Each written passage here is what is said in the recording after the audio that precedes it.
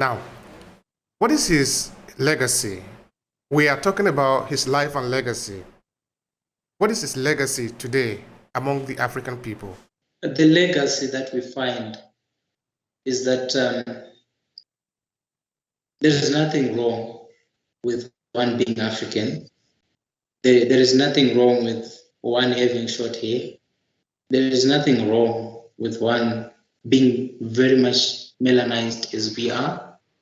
There's nothing wrong with our being, our nature. We are Africans, and black is beautiful.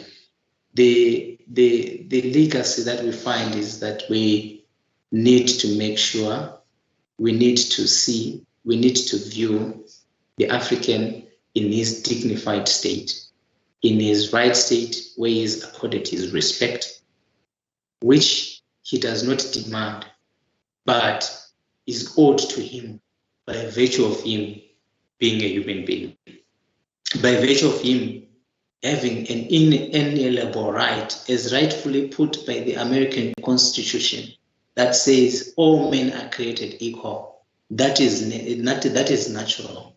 It is not accredited or determined by anyone else, but by virtue of all of us being human, we were created equal. And the African must be created equal. The African must be approached, be it in our investment, be it in our political sphere, be it in all our engagements, as peers, not as puppets. We need to make sure that in all our engagements, we are not dominated, we are not domineered, but we engage as partners, as collaborators. And this is the legacy that we get, a legacy of equality.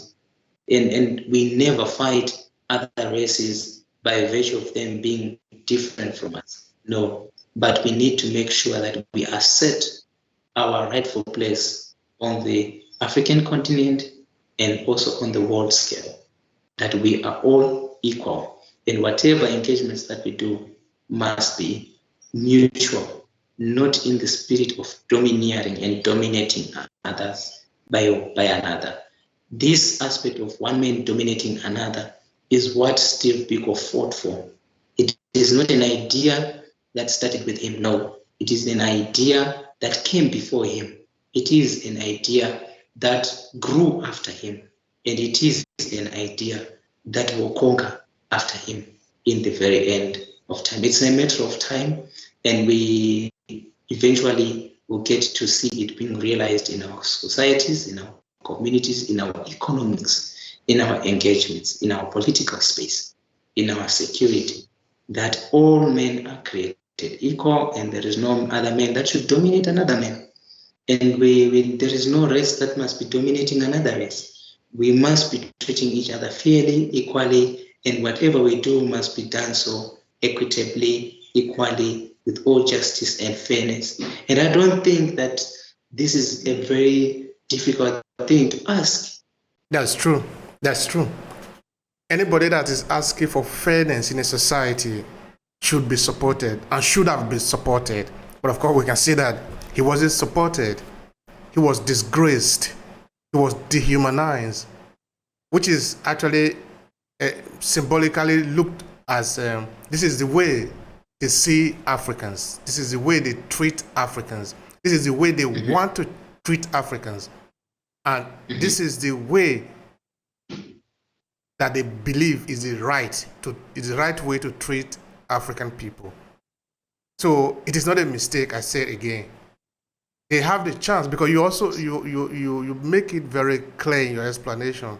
They have the chance to be able to treat it as a human being, but they decided to treat him the way they treated him. That was their choice. It was the way they believe Africans should be treated. And this is what Steve Biko was fighting against. So now it is up to the African people. Is that how you want to be treated? Or do you think you can do anything about it? Steve Biko is dead, it is gone. The fight is yours if you are alive. The European in Africa, the apartheid European in Africa, or the set of European and Western criminals who are taken away the right of the African people, at least have showed you how they want to treat you. The choice is yours. If you want to be treated that way, or you want to stand your ground, because until you stand your ground, you don't even have any ground at all. Now, if you were to draw out maybe 2 or 3 lessons for Africans or for the people who think it is right to do the right thing, because I think the fight for Steve Biko is not just only for African, it's for humanity. Yes. If you were to draw out 3 lessons from him, what would that be? The first lesson is that we need to understand that we are all human beings, and what we require others to regard in us automatically mandates us to regard the same in others. And we need to treat each other equally, fairly, and equitably. That's the very first major lesson. And then the other 2 lessons, I would then think that they need to be applied, so to speak, in our current circumstances, that in our political sphere, we also need to treat each other with dignity, with the fairness that we so much desire. In other words, if Europe feels that it is their right to determine the destiny of Europe without interference of Africa, then Europe must also understand that it is the right, the basic right of Africa to determine the destiny of Africa without the interference of Europe. Europe cannot be the arbiters of democracy, the arbiters of human rights to Africans, for their track record proves otherwise. It proves that they are never for human rights, they are never for democracy, they are never for fairness, they are never for equality. They are for exploitation, oppression, and dehumanization of the African child. And I would also want to say to those who are, following the discussion, that the few whites who dehumanized Steve Biko, the few whites who ripped clothes off from Biko and beat him, tortured him whilst he was naked until death, do not represent the entirety of the white community in the world today. We have progressive white people who understand that Africans must determine their destiny as Africans.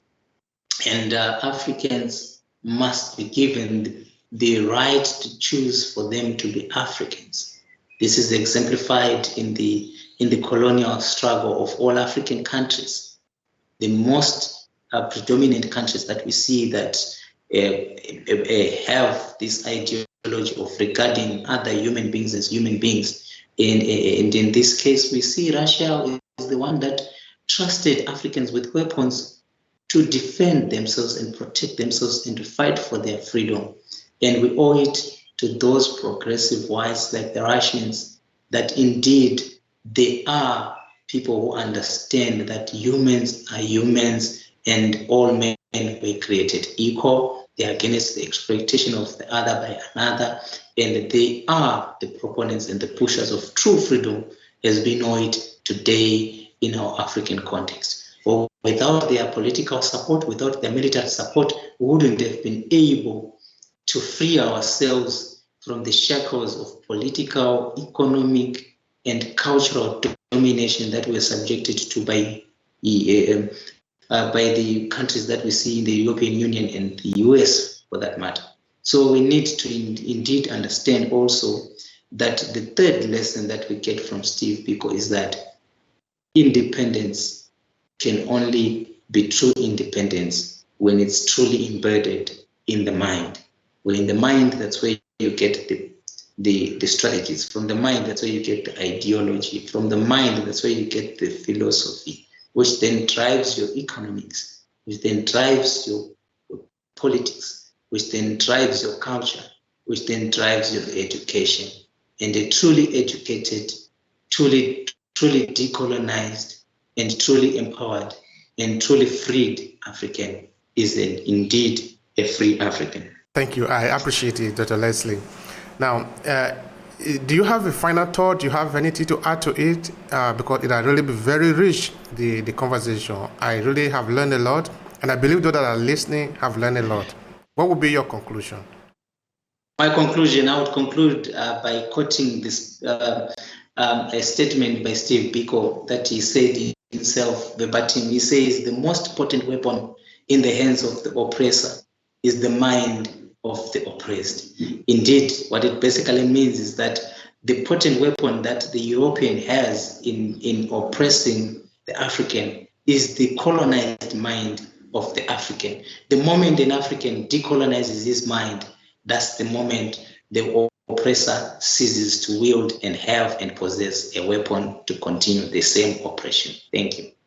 Thank you so much for that. That is a powerful message. I appreciate it.